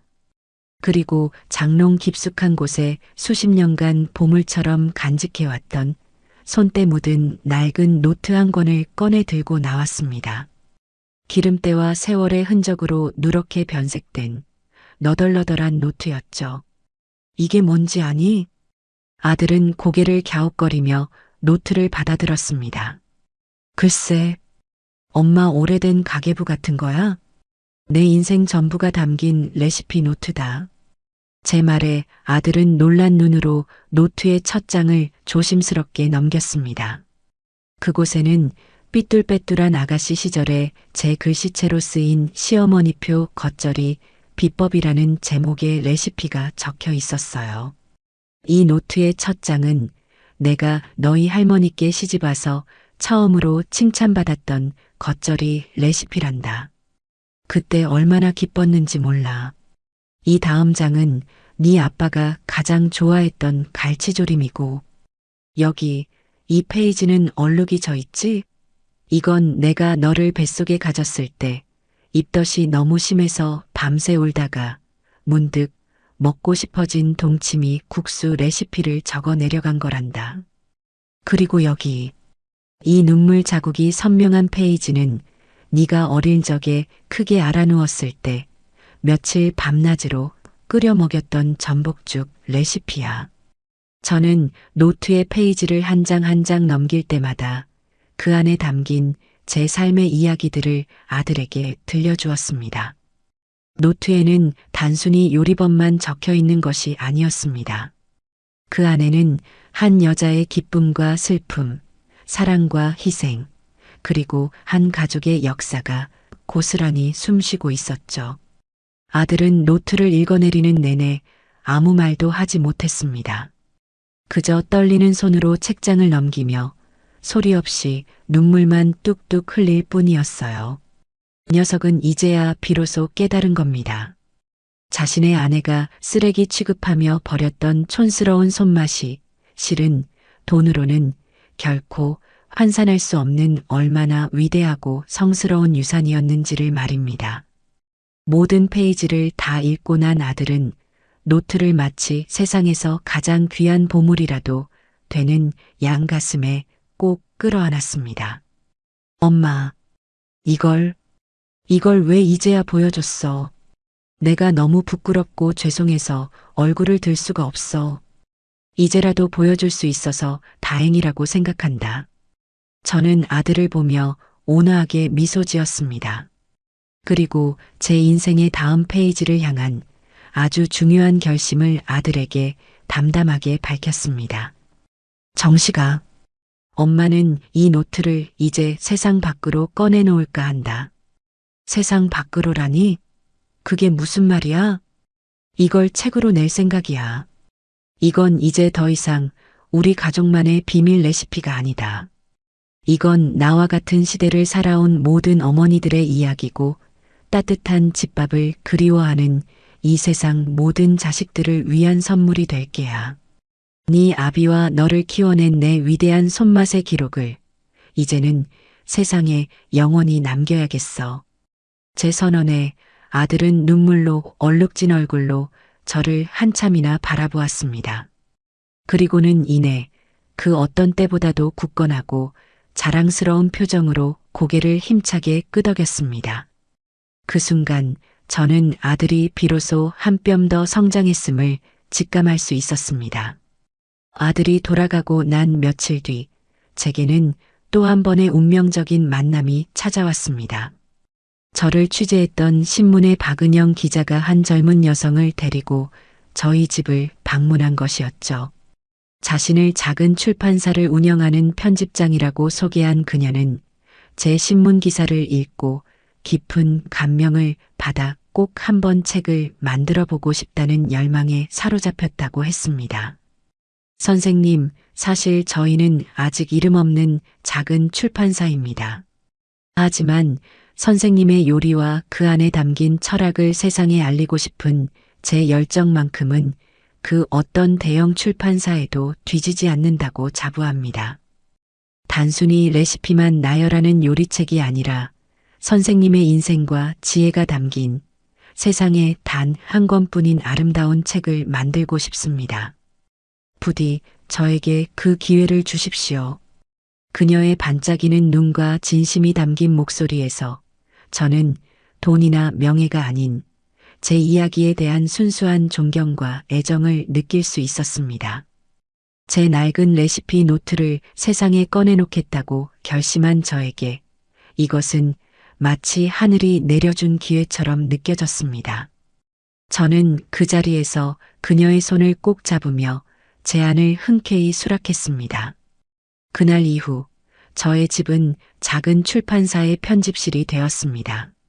저는 수십 년간 빼곡히 채워온 낡은 노트들을 모두 꺼내왔고 젊은 편집장은 그 안에 담긴 이야기들을 하나하나 보석처럼 캐내어 컴퓨터에 옮겨 적기 시작했습니다. 주말이면 아들 정식이도 찾아와 서툰 독수리 탑업으로 원고 정리를 도왔습니다. 우리는 함께 웃고 함께 울고 함께 밤을 새우며 책을 만들어 나갔습니다. 그 과정은 제게 또 다른 치유와 성장의 시간이었습니다. 제 과거를 정직하게 마주하고 제 삶의 의미를 하나씩 정리해 나가는 성스러운 의식과도 같았죠. 저는 편집장에게 몇 가지 조건을 내걸었습니다. 첫째, 책에 실리는 모든 음식 사진은 전문 스튜디오에서 예쁘게 꾸며 찍는 대신 제 손때 묻은 부엌에서 제가 평생 사용해온 낡은 그릇에 담아 찍을 것. 둘째, 제 얼굴을 완벽하게 꾸미기보다는 제 이마와 눈가의 깊은 주름이 정직하게 드러나도록 할 것. 그리고 마지막으로 책의 제목은 반드시 제가 정한 것으로 할 것. 편집장은 제 모든 조건을 존중하고 따라주었습니다. 몇 달간의 고된 작업 끝에 마침내 세상에 단 한 권뿐인 저의 책이 완성되었습니다. 책의 제목은 반찬통이 돌아와 책이 되다였습니다. 그 제목은 제가 겪었던 모든 시련과 극복, 그리고 승리의 역사를 상징하는 것이었죠. 투박하지만 정성이 담긴 음식 사진들과 제 인생 이야기가 진솔하게 담긴 책은 그 자체로 따뜻한 집밥 한 상과도 같았습니다. 책의 출간을 기념하는 작은 파티가 모든 이야기가 시작되었던 동네 주민센터의 강당에서 열렸습니다. 그 자리에는 저를 스승으로 여기고 따라주었던 수많은 수강생들과 늘 제 곁에서 힘이 되어주었던 동네 이웃들, 제 가치를 세상에 알려준 박은영 기자와 젊은 편집장, 그리고 그 누구보다 늠름하고 자랑스러운 표정으로 제 곁을 지키고 있는 아들 정식이가 함께했습니다. 저는 수많은 사람들의 축하 박수를 받으며 단상에 올랐습니다. 마이크를 잡은 제 손이 조금 떨렸지만 목소리만큼은 그 어느 때보다 단단하고 힘이 넘쳤습니다. 저는 준비해온 원고 대신 제 마음속 깊은 곳에 담아두었던 진심을 꺼내어 놓기 시작했습니다. 이 자리에 와주신 모든 분들께 진심으로 감사드립니다. 저는 오늘 한 권의 책을 낸 작가이기 이전에 평생을 누군가의 아내로, 누군가의 엄마로 살아온 평범한 늙은이입니다. 제 인생은 며느리가 촌스럽다며 버린 낡은 반찬통처럼 이대로 초라하게 버려져 끝나는 줄로만 알았습니다. 하지만 아니었습니다. 제 안에는 저 자신도 미처 몰랐던 귀한 보물이 숨겨져 있었어요. 그것은 바로 제 두 손에 담긴 정성이라는 것이었습니다. 저는 제 손을 들어 보이며 말을 이었습니다. 이 투박하고 주름진 손으로 저는 평생 가족을 위해 음식을 만들었습니다. 그리고 이제는 저를 필요로 하는 더 많은 사람들을 위해 기꺼이 제 손을 내어줄 것입니다. 여러분, 혹시 지금 자신의 삶이 낡고 초라하게 느껴지는 분이 계시다면 부디 자기 자신을 포기하지 마십시오. 당신의 삶 속에는 분명 세상 그 무엇과도 바꿀 수 없는 귀한 보물이 숨겨져 있을 테니까요. 이 책은 세상 모든 김효순들에게 바치는 저의 작은 응원가입니다. 부디 용기를 내어 당신의 삶을 스스로 빛내시기를 바랍니다. 제 연설이 끝나자 강당 안은 뜨거운 박수와 환호성으로 가득 찼습니다. 수강생들은 눈물을 훔치며 선생님 사랑해요 를 외쳤고 아들 정식이는 맨 앞자리에서 저를 향해 말없이 엄지를 치켜세워 보였습니다. 그 어떤 인정이나 칭찬보다도 가슴 벅찬 제 인생 최고의 순간이었습니다. 그 자리에 며느리 은지의 모습은 보이지 않았습니다. 그녀는 이 영광스러운 자리에 초대받을 자격이 없었으니까요.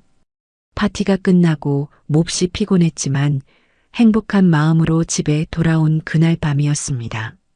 잠자리에 들려던 참에 제 스마트폰에 오랫동안 침묵을 지키던 번호로부터 장문의 메시지가 도착해 있는 것을 발견했습니다. 며느리 은지였습니다. 어머니, 저 은지예요. 오늘 출판 기념회 하셨다는 소식 들었어요. 진심으로 축하드려요. 저는 오늘 서점에 가서 어머니 책을 사서 읽어봤어요. 책을 읽는 내내 너무나 부끄럽고 죄송해서 고개를 들 수가 없었어요.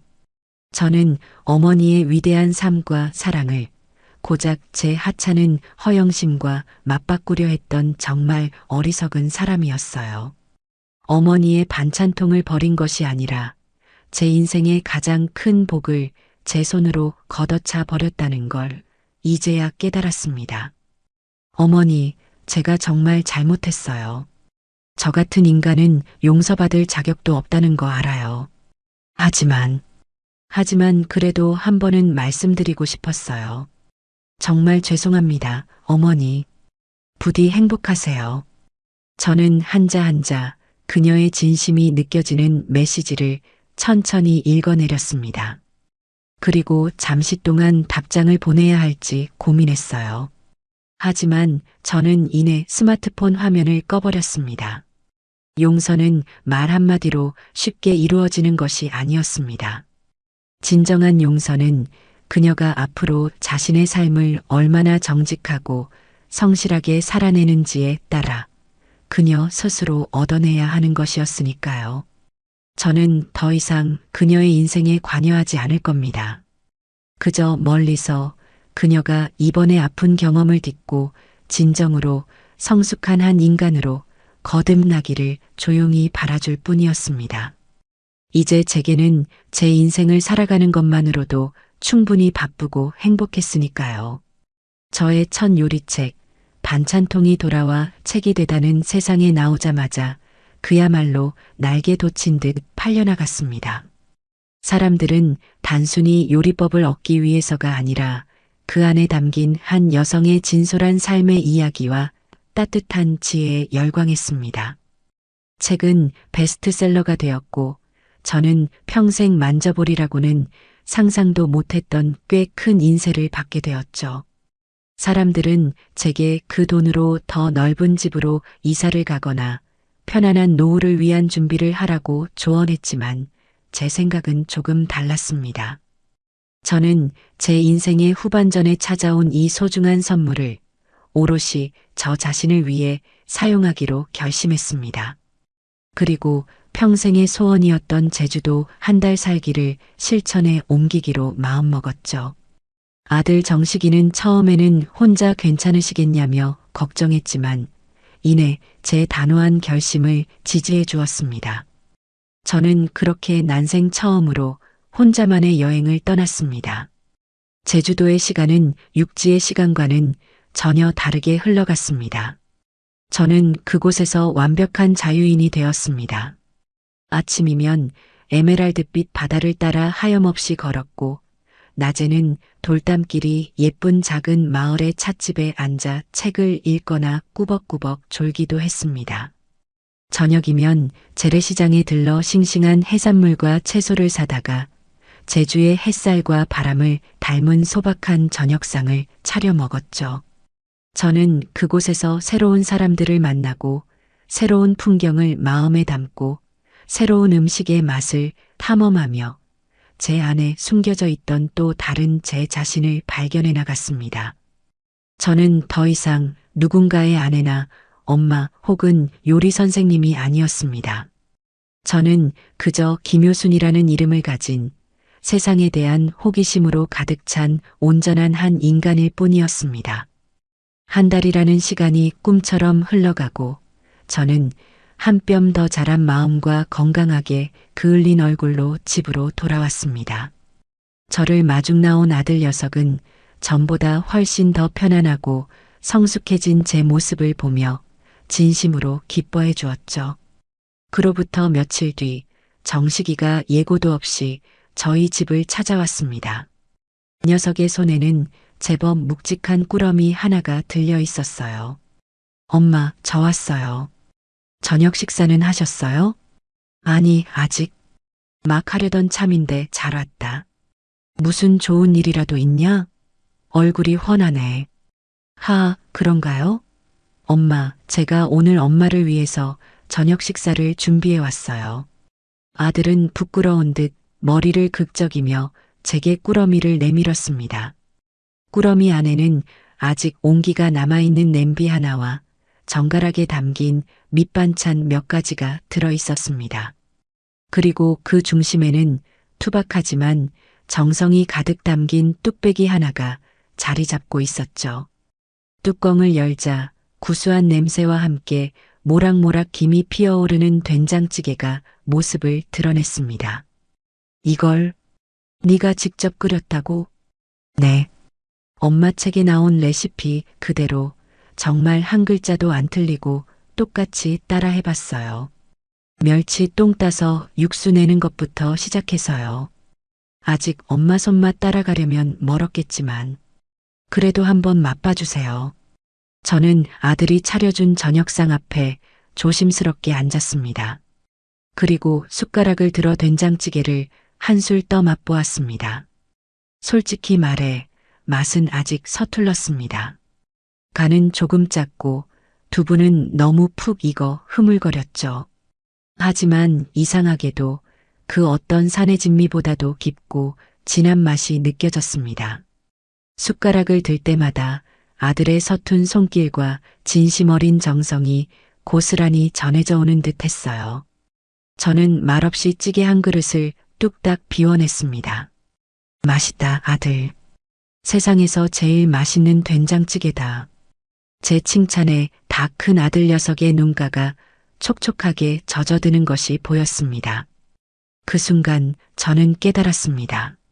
제 위대한 유산은 베스트셀러가 된 요리책이 아니라 바로 지금 제 눈앞에서 제 아들의 손끝에서 따뜻한 밥상 위에서 이렇게 생생하게 살아 숨쉬고 있다는 것을요. 우리는 식사를 마치고 거실에 앉아 오랫동안 이야기를 나누었습니다. 아들은 그동안의 근황을 담담하게 털어놓았어요. 아내 은지와는 가끔 만나 대화를 나누고 있으며 각자의 자리에서 스스로를 돌아보는 시간을 갖고 있다고 했습니다. 정식이는 주말마다 요리학원에 다니며 기초부터 다시 요리를 배우고 있다고도 했죠. 이 녀석은 더 이상 누군가에게 의존하는 어리광쟁이 아들이 아니었습니다. 자신의 삶을 스스로 책임질 줄 아는 늠름한 어른으로 성장해 있었던 겁니다. 정식이가 자리에서 일어나 집으로 돌아갈 채비를 할 때였습니다. 이 녀석은 현관에 놓아두었던 빈 뚝배기를 챙겨들며 제게 장난기 어린 목소리로 말했습니다. 엄마, 이 뚝배기 그릇 다 드셨으니 이제 저한테 돌려주셔야죠.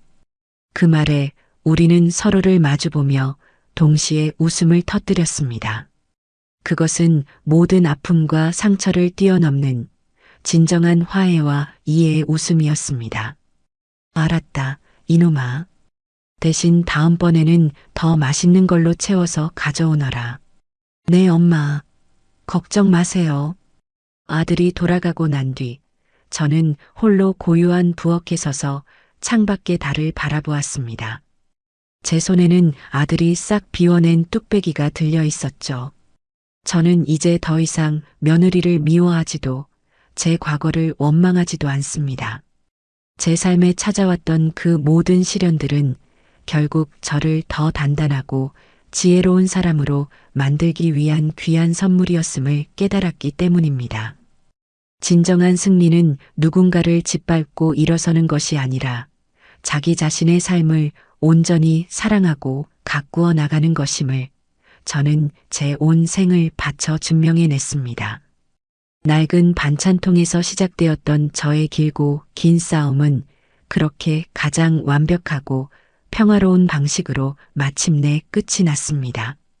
그리고 제 앞에는 오늘 아들이 끓여온 된장찌개처럼 구수하고 따뜻한 날들이 잔잔하게 펼쳐져 있습니다.